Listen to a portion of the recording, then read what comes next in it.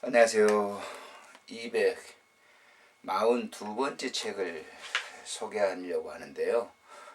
어제 제가 이제 시내를 이렇게 전철을 이용하면서 갔다가 이 책을 손에 들고 읽고 왔습니다. 물론 예전에 이제 오래전입니다만은 이 책을 당시에 이제 이명수 목사님이 영락교에 계실 때 융에 대한 칼 융에 대한 그 얘기를 많이 하시더라고요. 라브리 그 공동체를 얘기하면서 그래서 관심을 가져가지고 그 책을 이렇게 봤는데 어제 다시 한번 봤습니다. 바로 이 책입니다. 한국 교회 영적 성장을 위한 융의 분석학이라고 하는 칼 융의 분석학. 근데 거기에 이제 앞에 타이틀이 한국 교회 영적을 위한 그랬습니다. 사실 우리가 목회 사역을 하면서 이제 이 심리학을 갖다가 바로 아는 것이 매우 중요한데요. 바로 이제 이분이 이제 그런 책을 이분은 이제 심상영 목사님이라고 강릉 제1중앙교회를 담임하고 있는 이제 목사입니다. 감리교 신학대학을 졸업하고 미국의 이제 게렛 신학대학원, 샌프란시스코 신학대학원, 시카고 융연구소에서 공부를 했고 스위스 심층 심리학 연구소에서 융학파 분석기 수련 공의를 했습니다. 근데 이 책은 그러니까 그 논문이죠. 이분이 이제 거기에서 융에 대한 그 논문인데 한국의 실정을 이렇게 맞춰가지고 이렇게 대비하면서 쓴 책이기 때문에 우리에게 퍽친감이 있습니다. 칼 융의 책을 우리가 읽으면 이제 이해가 되지 않는 부분들이죠. 구원론적인 그런 문제에 있어서 그래서 그런 문제들을 이렇게 좀 잘 이해하도록 한 책이고요. 또 이 책을 우리가 이제 읽어보면서 심리 분석을 우리가 하는 게 굉장히 중요한데 그런 부분들이 이제 우리 목회자들에게 있어서 상당히 서툰 부분들이죠. 그래서 이런 책들을 좀 참고적으로 삼는 게 좋겠다라고 하는 것입니다. 그분이 이렇게 썼습니다. 독자 여러분은 아마 칼 융에 대해서 잘 알고 있을 겁니다. 그러나 융의 분석 심리학 이론이 그 유명한 프로이드의 정신분석 이론과 어떻게 다르며 또 분석 심리학의 본질이 무엇인지에 대해서는 깊이 이해하고 있는 이들이 그리 많지 않은 것 같습니다. 실제로 한국 대학에서 분석 심리학에 대해 거의 강의를 개설하지 않고 있는 실정이며 더군다나 장래 목회자가 될 신학생들이나 이미 목회 일선에 나가 있는 이들을 훈련시키는 신학대학이나 신학대학원에 융 강좌를 열고 있는 곳도 매우 드문 것으로 알고 있습니다. 이에 필자는 스위스의 이대한 사상과 인간 정신을 깊이 탐구한 융의 풍부한 분석 심리학 이론이 지금 아노미 현상에 처해 있는 한국 사회와 또 성장의 한계를 부딪히고 있다고 진단되는 한국교회에 큰 도움을 줄 것으로 믿기에 이 책을 냈습니다. 살펴보건대 그동안 분석심리학에 대한 연구서들이 우리나라에서도 덜어 출간되었지만 한국교회 목회자들이나 평신도 지도자들은 염두에 두고 분석심리학을 쉽게 풀어 소개한 것이나 아니면 한국 문화적 상황에 분석심리학의 의미를 신학적으로 평가한 것은 그리 많지 않은 것으로 알고 있습니다. 실제로 이 책은 한국 목회자들이 분석심리학을 접함으로써 자신들의 삶과 목회에 대해 깊이 성찰해보고 나아가 영적으로 보다 깊어질 수 있도록 돕기 위해서 쓰여진 책입니다. 또한 더불어 한국교회의 영적 성장에 깊이 관심을 두고 있는 평신도들에게 도움이 될 수 있기를 바라는 마음이죠.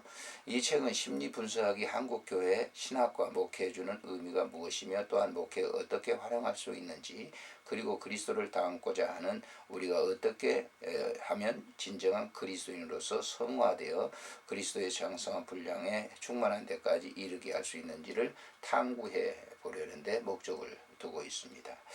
이 책은 대략 이제 이런 내용으로 되어 있는데요. 제1장에서는 지난 세기에 주로 교회의 양적 가시적 성장에 초점을 맞춰온 한국 교회 역사를 간략히 살피고 이런 와중에서 한국 목회자들의 영적 상태가 과연 어떠한지를 진단해 보려고 합니다. 이게 이제 영적 성장, 양적 성장에만 치중했기 때문에 여기에 대한 이제 문제성이 좀 많았다라고 하는 것이죠. 2장에서는 심리 분석의 핵심 개념인 개성화 과정의 관해 탐구하고자 했습니다. 여기서는 융의 자기라는 개념에 초점을 맞추어 개성화 과정을 살펴보려고 노력했습니다.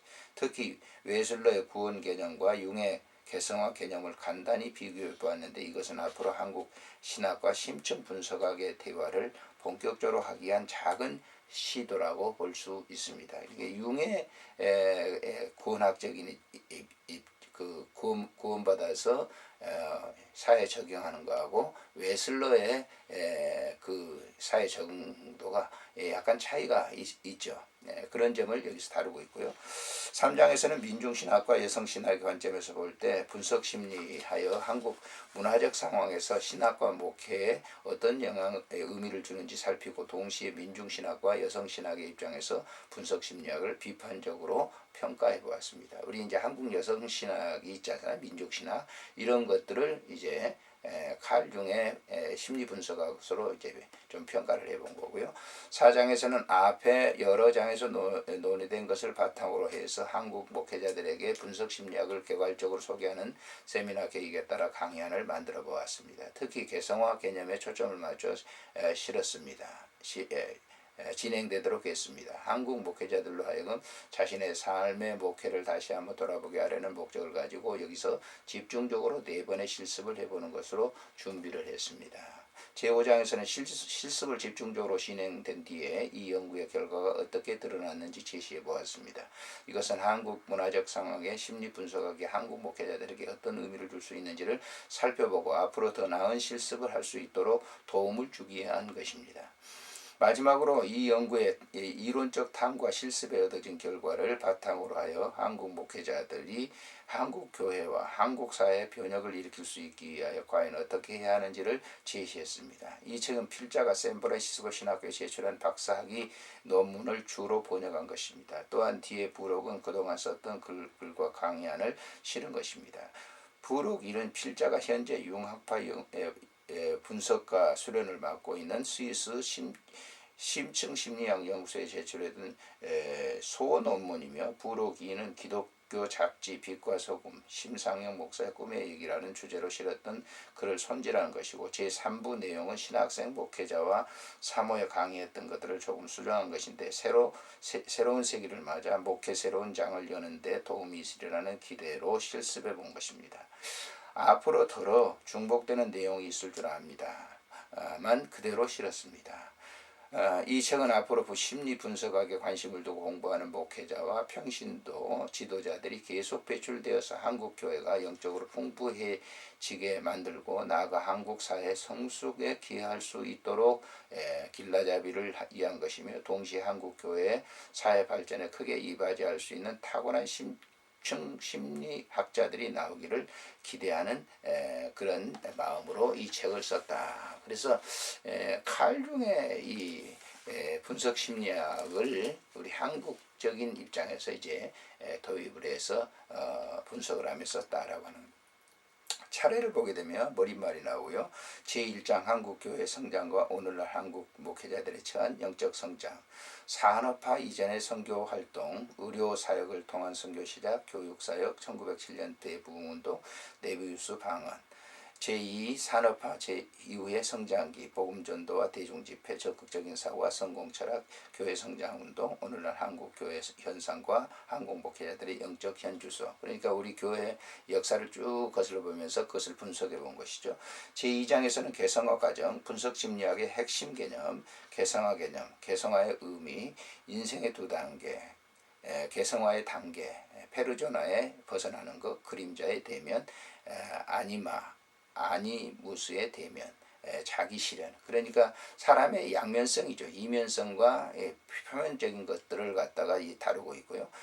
구원의 개성화, 웨슬레의 구원의 개념과 융의 개성화의 개념의 비교, 점진적 과정으로서의 구원의 개성화, 온전한 성화, 개성화의 달성, 그리스도인의 완전한 의미, 구원을 위한 인간 책임과 개성화를 위한 자아협동, 그리스도를 본받는다는 의미가 뭔가. 우리가 그리스도를 본받는 의미를 2000년 전에 살았던 그들에 따르는 것이 아니라 삶 속에 하나님의 나라를 실현하는 그런 과정은 개성적으로 다 다르다라고 하는 것이죠. 거기에 맞춰서 우리가 이제 사회 활동도 하고 생활을 해야 된다라고 하는.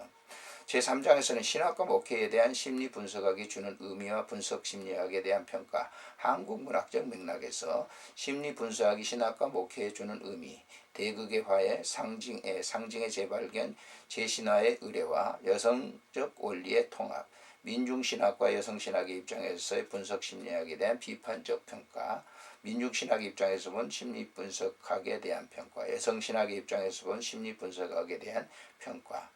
제4장에서는요. 한국 목회자들에게 심리분석학을 소개하기도 위한 시도. 첫 번째 실습은 한국 목회자가 융을 만났을 때, 두 번째 실습은 페르조나의 작업.